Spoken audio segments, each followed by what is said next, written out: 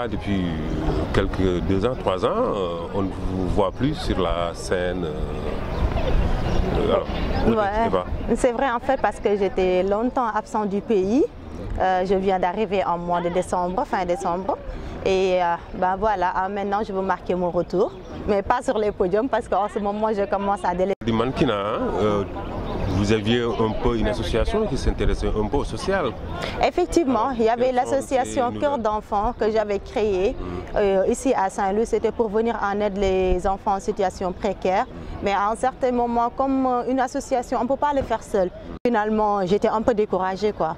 Parce qu'il y avait les documents qu'on me demandait, j'essayais de tout remettre en place, de tout remettre sur place. Et puis, il y avait la signature des gens qu'on avait besoin, l'investigation qu'on devait faire aux autres membres avant de nous donner le récépissé. Mais finalement, à la fin, j'ai dit, bon, ça ne vaut pas la peine aussi. Parce que pour faire ça, il faut avoir un cœur. Si tu n'as pas un cœur pour aider, on ne peut pas te le forcer.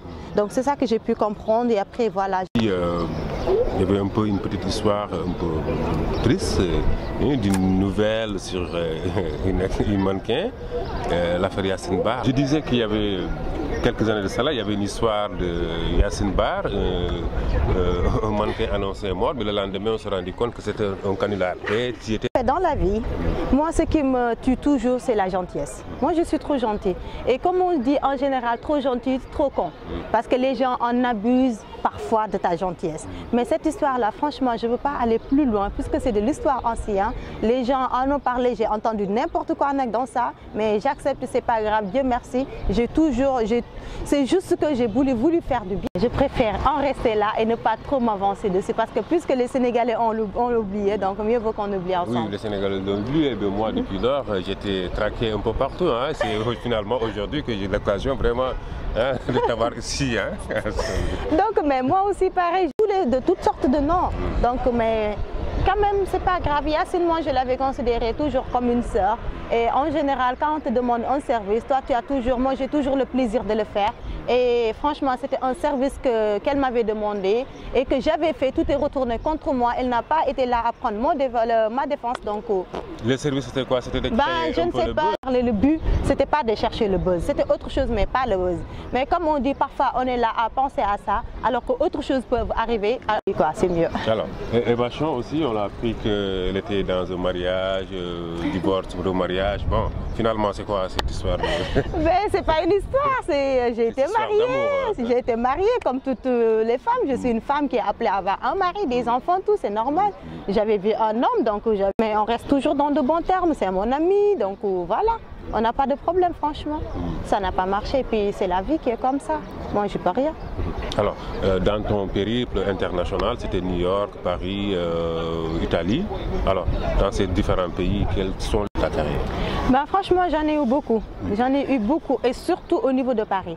Parce qu'à Paris, je peux dire que j'ai fait presque, en l'absence de 6 mois, j'ai fait presque plus de 10 défilés, des grands défilés de mode avec des grands créateurs très, très connus dans le monde entier. Et ça fut vraiment un grand plaisir pour moi. Et en Italie aussi, j'étais la seule noire. Et c'était la première fois qu'ils recrutaient un noir. Bah oui, il n'y avait pas de mannequin noir là-bas. Donc j'ai eu à faire des poses, des défilés au Milano Fashion Week avec eux. Et j'ai franchement adoré. Vraiment, j'ai aimé. Ouais.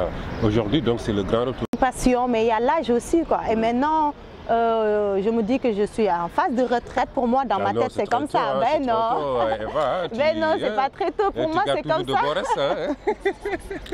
Merci, mais stop, quoi. Et aller penser à faire autre chose. Raison pour laquelle j'ai créé le label Saint-Louis Fashion Night. Et tous les ans, Inch'Allah, je vais faire un grand défilé de mode ici à Saint-Louis. Le 4 avril, c'est la première édition de Saint-Louis Fashion Night ici. Donc, pour donner l'occasion à mes petites sœurs saint-louisiennes, par exemple, de vivre ce que j'ai vécu. Voilà le Rognan de Saint-Louis et avec bail événementiel. Le 4, ça va être un dîner de gala, plus un grand défilé de mode avec des grands stylistes créateurs qui vont venir de partout, et notamment ici à Saint-Louis, et puis avec... Moi, sur GFM qui est vous. Je suis vraiment très contente aujourd'hui de rencontrer le groupe Futur Média ici dans ma ville, qui est Saint-Louis, que j'aime beaucoup. Ça se voit qu'on est à Saint-Louis parce qu'on voit le pont derrière nous là. Oui, hein, franchement, les Saint-Louisiens ont apprécié, ils ont aimé. ils en profitent parce que si tu vas ici sur le bateau, il y a trop de monde qui se contente et merci pour tout.